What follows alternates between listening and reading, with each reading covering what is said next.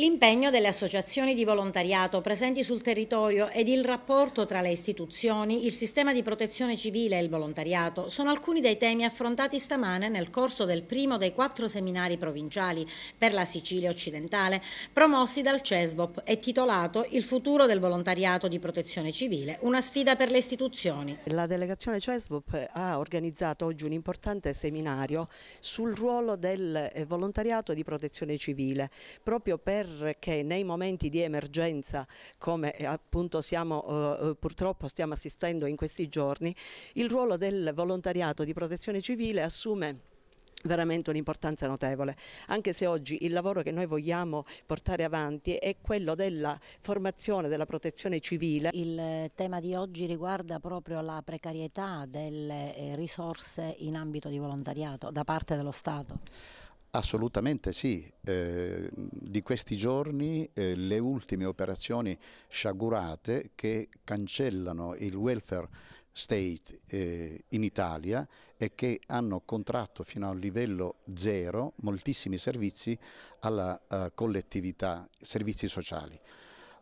Il nostro è un ruolo di sussidiarietà, cioè abbiamo pari dignità ma abbiamo diversa testimonianza. Un servizio di protezione civile, come si deve essere fatto dallo Stato, mentre le organizzazioni di volontariato sono di supporto e sussidiarie per un obiettivo comune. Alla luce dei fatti degli ultimi giorni, quali sono nel nostro territorio, della provincia, le zone più a rischio? Se vogliamo legarci ai fatti recenti della Liguria, quindi degli eventi connessi a piogge intense, a rischio sappiamo tutti che è il comune di Licata, che sempre è stato oggetto di attenzione soprattutto per la zona a valle, nella zona vicino alla foce del Salso, dove è stato oggetto di alluvione nei decenni scorsi. Il comune di Licata devo dire che ha un piano comunale che gestisce in maniera egregia questa emergenza. Altre problematiche a rischio notevole nel nostro territorio sono quelle connesse alla vetustà di tanti centri storici. Ricordo fra tutti Agrigento, Favara, Raffadali o Sambuca Sicilia, dove notoriamente e recentemente anche Canicattì si sono succeduti dei crolli.